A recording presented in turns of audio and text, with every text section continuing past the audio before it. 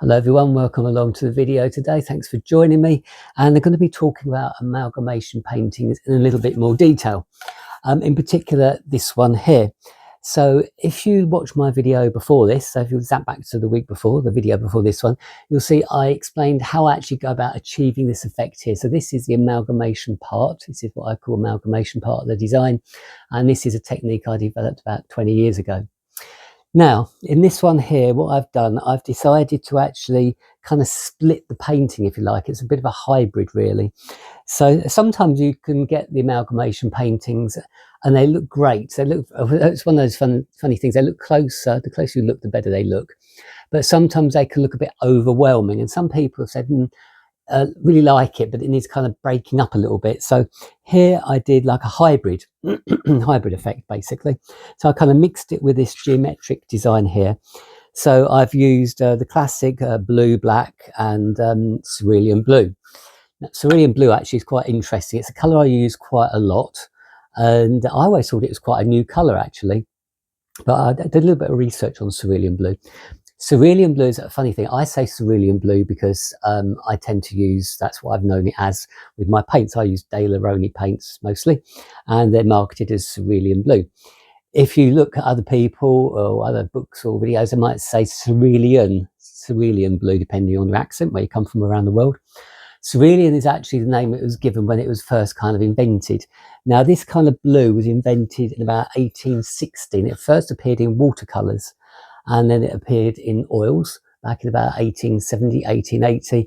And then I think the beginning of the 20th century, they eventually got it into the form of acrylics. So I'm guessing that would have been probably about the 1920s, something like that, when acrylics first kind of come on the market. So this blue, when it was first invented, very exciting to a lot of artists because it's nothing they'd kind of seen before. And because it lended itself really, really nicely to skies and things like that, sea, sky.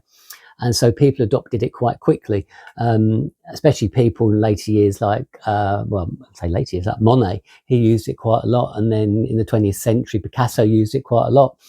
And it's a colour I don't see many people use, actually, but I absolutely love cerulean blue, or cerulean blue, however you want to say it.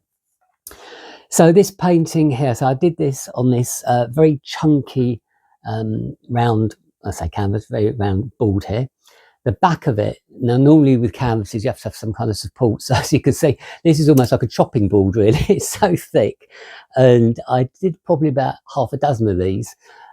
They don't make these boards anymore, which is a bit of a shame really, because it lent itself really, really nicely to it. But I'm just going to hold that up there for you so you can actually see some of the design and some of the pattern. And it just goes, it's really nice the way it just goes around the edges. It gives you a really nice kind of 360 feel. And that's something I quite like kind of incorporating into my work. I don't, as a rule, I don't like paintings that are just kind of 2D. Even if I'm painting a canvas, I'll paint around the edges. A lot of people don't do that. I can understand it, and it depends what you're going to do with the canvas. If you're going to have it framed, yeah, okay, you probably don't need to paint around the edges. But if you're going to have it as a standalone piece on the wall, yes, you do. So generally speaking, most of my work is standalone. It doesn't actually need a frame with it. Well, some people do, but I prefer pieces like this just to be on the wall. I kind of think this would lend itself to doing a bigger version. Now, I've actually called this Amalgamation 360. This was number 4 in the series that I did. I will put some stills up as we go along. I did this one in 2020. So I was doing these in the middle of the pandemic, actually. So this was something that was keeping me kind of busy, and just really enjoyed doing them. As you can see, the design does kind of stand proud. So if I kind of, it gives you like a slicing effect through that.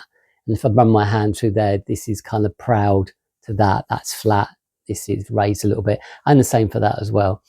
The interesting thing is, if I get a little bit closer to these kind of black bits here, these kind of buttons, if you like, I'd never done anything like that before, and actually painted around those in that way. And the same here. So this is the first time I actually had these kind of lines where the amalgamation ended and actually then kind of went into like a normal painting. And I understood how to actually get that effect. And in the end, I decided just to do it freehand. I know a lot of people would use masking tape to do that, but I decided to do it freehand. And one of the reasons I wanted to do it freehand was because I didn't want it to have like a split effect. I didn't want people to be able to see where I'd pulled the tape off and it would pull the paint up. So I wanted to maintain this kind of nice effect around here without it looking too rough. And it was very, very difficult to do that, I have to say.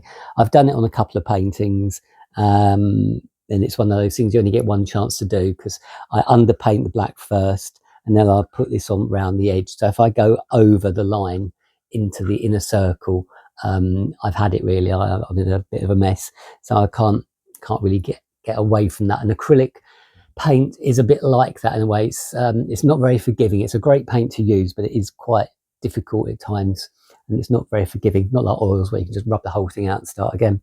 So anyway, so this is Amalgamation 360. So as I said, I'll put a couple of stills up, but just to let you see around the edges there what it's like. I think it has quite a nice effect. So there we go. I hope you've enjoyed having a look at that video. Again, thanks for sticking with us. If you're new to the channel, perhaps you'd like to consider subscribing. It doesn't cost anything, and it just means you won't miss a video each week when they come out, usually on a Friday. But so there we go. So thanks a lot for your time today. Hope you've enjoyed this, and I'll see you in the next one very soon. You take care now. Bye-bye.